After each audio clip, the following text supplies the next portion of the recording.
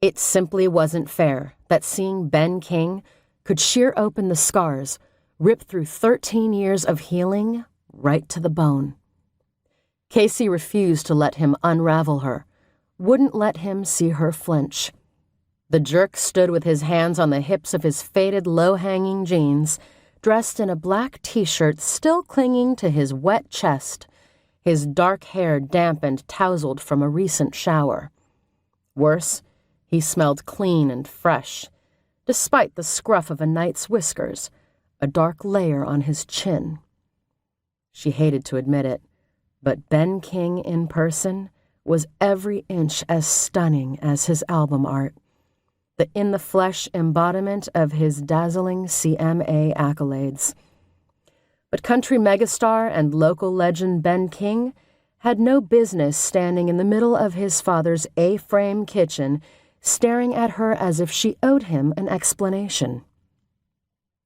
She wasn't the one who'd run off in the middle of the night, who'd left her to pick up the pieces while he became an international star, with swooning fans, computer wallpaper, and albums dedicated to the ones who gave my music life. Once upon a time, she thought that had been her. For a second, his expression tightened into incredulity. Yeah, well, she had her own feelings of disbelief, thanks. Disbelief, and not a little latent fury. But she could get to that later. She narrowed her eyes at him, a reflex she instantly regretted, before she turned to Chet and squatted to pet the chocolate lab that insisted on making friends. A sight for sore eyes. Sweet. As for Chet, the sight of him nearly undid her. Trapped in a wheelchair, his once robust body withered under the destruction of his accident.